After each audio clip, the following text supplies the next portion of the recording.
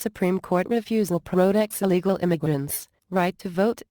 Yet another rejection of constitutional principles by the Supreme Court has been overlooked in the furor over the pro-Obamacare and same-sex marriage decisions. This time, it is not what the justices said, but what they refused to say that is noteworthy. Reuters reports that the High Court's refusal to hear an appeal of the decision in the case of Kobach, et al. v. Election Assistance Commission, et al. Had the effect of upholding the ruling handed down last November by the 10th Circuit Court of Appeals. The Kansas City Star provided the following summary of the facts of the case. The 10th Circuit Court of Appeals in Denver ruled that Kansas cannot require proof of citizenship documents, almost always a birth certificate or passport, from prospective voters who register using a federal voter registration form. The court also said that a federal agency doesn't have to alter the form to fit Kansas requirements.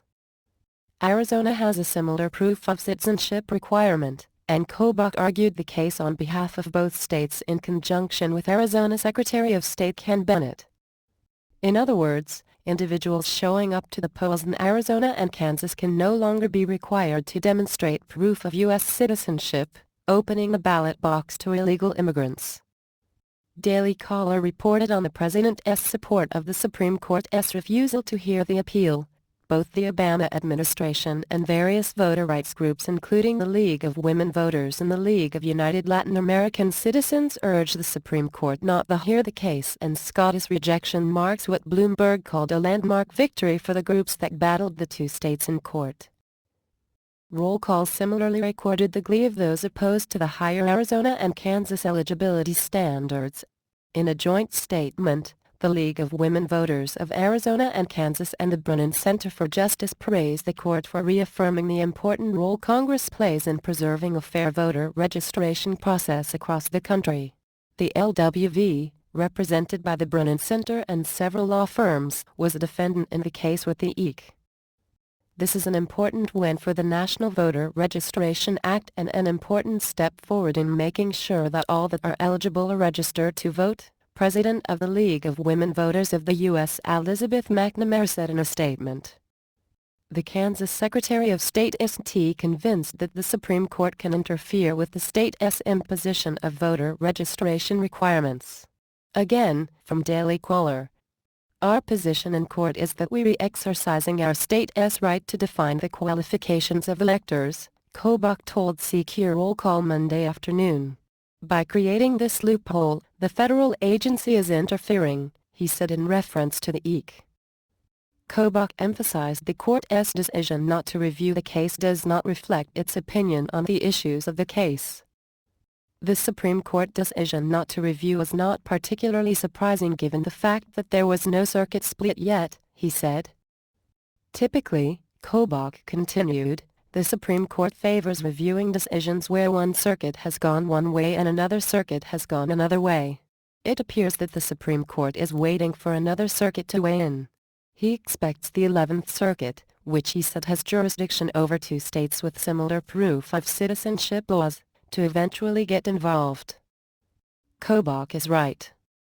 The very idea that the federal government should have power over the voter rolls is anathema to the Constitution.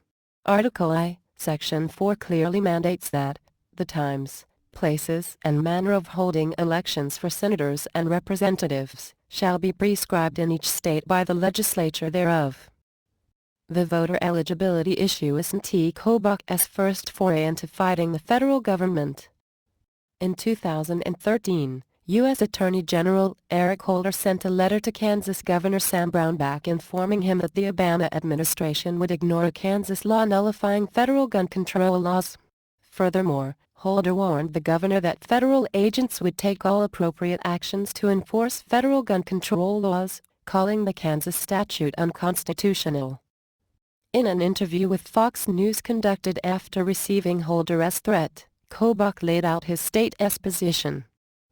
We are very, very confident of our position, he said. The state of Kansas is not in any way afraid of a legal challenge.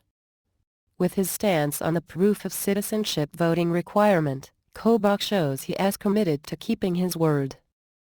As for why he is willing to fight so hard to hold on to the citizenship standard for voting, Kobach said, "Every time an alien votes, it may not steal an election, but it will cancel out a vote of a U.S. citizen." The founders shared Kobach's dedication to maintaining the integrity of the ballot.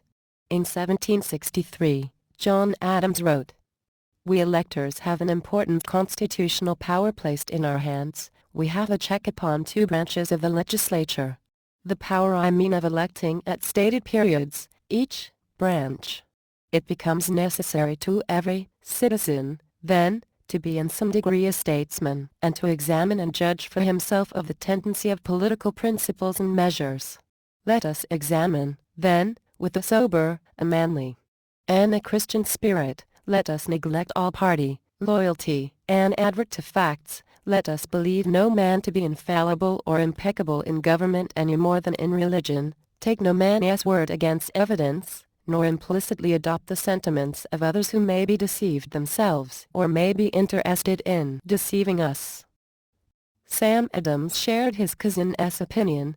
"Let each citizen remember at the moment he is offering his vote that he is not making a present or a compliment to please an individual, or at least that he ought not so to do, but that he is executing one of the most solemn trusts in human society for which he is accountable to God and his country."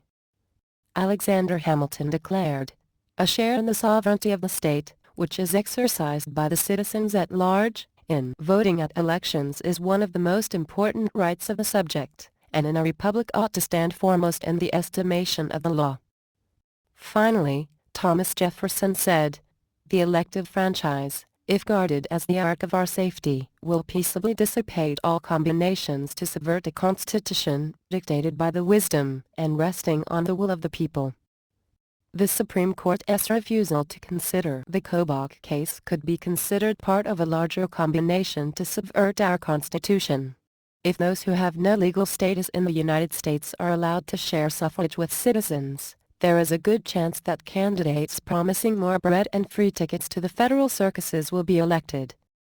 State authority to set the manner of elections must be protected, if not by the Supreme Court then by the Supreme Sovereign, the people.